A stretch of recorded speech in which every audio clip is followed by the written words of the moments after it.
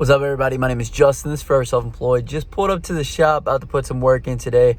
I have got to get my AC fixed in the truck. I got the windows down. It's like 80 degrees in Louisiana, and it's January. I don't know what happened to the winter weather. Obviously, that's out the window at this point. I'm going to do a video on the truck, everything that's wrong with it after 360,000 miles. If you guys like that idea, definitely hit the thumbs up button for me. We got a bunch of work to do today. We're going to be messing around with the Red Ranger a little bit, and then I'm going to be showing one of my locations to try to sell it. A guy messaged me on Facebook, said he was interested in seeing it, so we're going to be doing that a little bit later on today. Battery died on the Red Ranger, so we got it all hooked up now. Unfortunately, I'm not sure what's wrong. I don't know if I left some lights on maybe the last time I was here.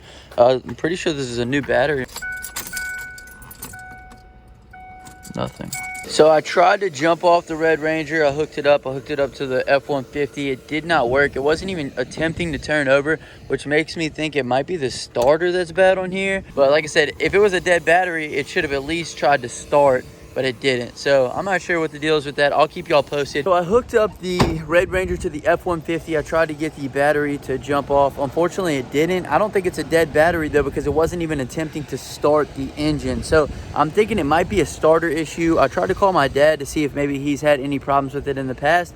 So he didn't answer, but I'll keep you guys posted. I don't even necessarily need to move the Ranger. I was just doing that for convenience sake because it's nicer to get it closer to the shop. But what I'm going to do instead is I'm going to go ahead and take off these rims and tires right here, put on the ones that we got on the blue one originally, and I'll spray out the wheel wells with the undercoating. So I'm going to go ahead and do that real quick. Just went ahead and put this rim on as well as undercoated the wheel well.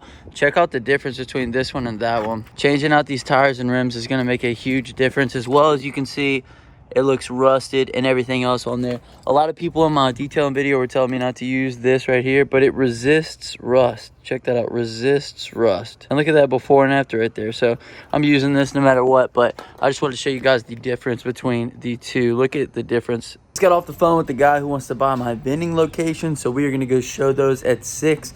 I also got a text from an old neighbor. They want a quote on landscaping and pressure washing, so I'm going to do those tomorrow. I'm still working on the truck, so we're getting a bunch of good work done today. We got 2 quotes to do tomorrow, and I'm going to show the vending location a little bit later. I'm not even sure if I can sell the vending location just yet, but we're just going to go show it to him, see if he likes it. If he agrees to buy it, I'll approach management and let them know that somebody else is going to be taking over. So fingers crossed on that one, because we're trying to get out of the vending business. But once I get out, what I want to do is I want to get one location at a time and just start flipping locations, because I think there's a ton of money to be made in that, just getting locations.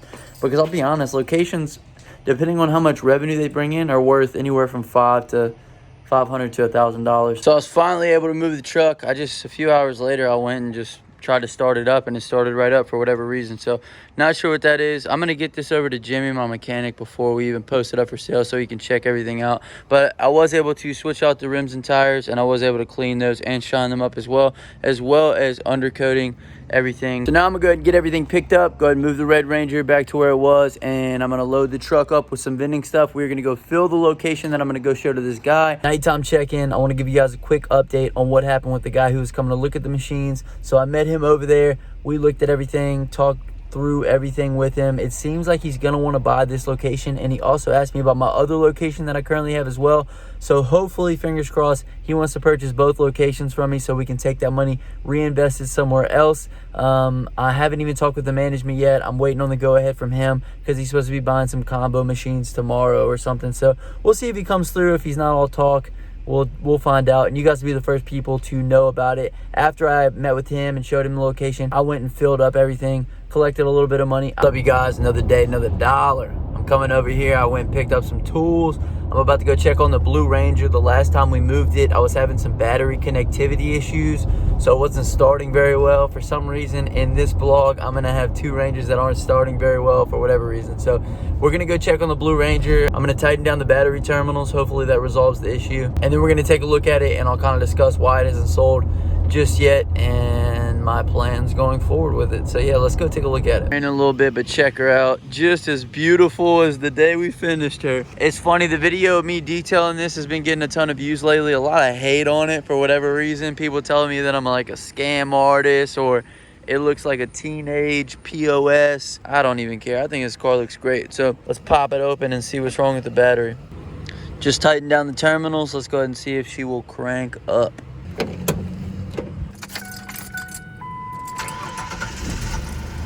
Yes, that was the problem. Okay, problem solved. Loose terminal. This is a nice truck, man. I don't care what nobody's got to say. So now let's go ahead and get into why the Ford Ranger hasn't sold just yet. And it hasn't sold for two different reasons. Firstly, I price it up the highest I possibly can to begin with. I try to see what the interest is on it, try to catch somebody wanting to buy it when I first initially post it, because obviously we want to get the highest return on our investment. Plus, from there, I can lower the price slowly over time to increase interest. The second reason why it hasn't sold yet is because it's gonna be a very specific buyer who wants to buy this. It's gonna be a high school student, a person who maybe wants to customize their Ranger a little bit. It's not gonna really be an older person who's looking for a stock Ranger. It's a very specific person who's gonna end up buying this vehicle. So for those two reasons right there, the Ranger hasn't sold yet, which is not a problem because I don't need it to sell just yet. That's why we price high, that's why we come down slow. I'm not really worried about this truck selling because this is what we do with all the trucks. We build interest over time and we gauge the market. So it hasn't sold yet. It's been a week and a half probably. And so I haven't even shown it yet. So as that price comes down, I'm gonna get more people wanting to look at it. I'm gonna get more offers and we'll eventually end up settling on something. But in the beginning, I like to try to get the highest profit possible for the vehicle. I also forgot to mention, I did have an offer for a trade. I'm gonna somehow have to put this up on the screen because it was the absolute most ridiculous offer I've ever gotten. It was like a hatchback Chevy something that they wanted to trade me for this, and I'm like, dude, are you kidding me? But anyway, all the hate that I'm getting on that video doesn't really bother me at all. If anything, the controversy on the video is just getting it more and more views as time goes on, and I had a lot of fun building this one out and doing everything that we did to it, because that's the funnest part about it, is that whole transformation process. So I'm sure none of you guys are hating on me or have hated on me for this truck. Now I'm gonna head over and give a quote that I have to do, and I'll let you guys know if I get that job. Back at the shop, check out what just came in. We got our Bissell Spot Clean Pro and also some other goodies in here that we're about to use on the Red Ranger. So let's go ahead and check it out. So many people recommended this Bissell Spot Clean Pro. I appreciate each and every one of you. I'm about to open this up so I'll show you guys what other goodies we got in here.